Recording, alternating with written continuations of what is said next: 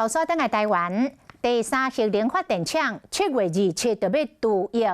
行政院长杜英泰甲豪社的董事长董子贤今仔日参加工商协进会活动，讲到能源的议题。杜英泰讲，政府将会持续开发更较多绿能，而且强调讲第三核能发电厂确定会如期来除役。董子贤是感叹讲真可惜，也毋过嘛只会当尊重民主社会。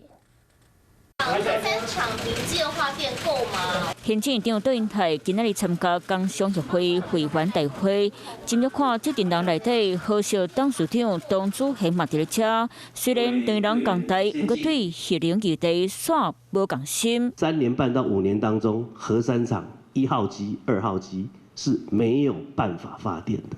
所以我们唯一的办法就是发展绿能。杜英泰台电发言讲重点，直接讲予伫咧台卡支持核能的当作董子贤听。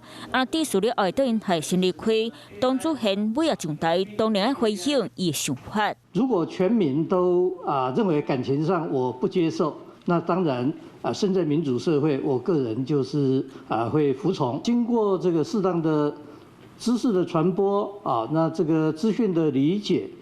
全民的感情有一个这个转变的话，当然我也非常乐意服从这个方向。只是杜英泰话有讲较绝，伫咧离开之前，嘛是挡袂掉伫咧镜头前来讲出家己心内话。基本上还可以运作良好的设施，而且是以现在来说，重新投资要几千亿的设施就看起来就停下来了，有点可惜。那我想核3停掉呢？我想大家心里都会有点感觉，然后比较可惜了。身为工商界代表吴东亮讲，核3除役嘛感觉真可惜。那呢，就和中建院前院长李婉鑫嘛公开支持董子贤的能源立场。我以前有这个见过李大师，我相信他也是出于自由意志跟出于这个发自肺腑的一个这个想法。能源的议题吵个真烈，政院和工商代表嘛正面作战。Hello， 我是林仙怡。想要抢先掌握最及时的新闻资讯吗？赶快订阅、按赞、开启小铃铛，锁定华视新闻 YouTube 频道。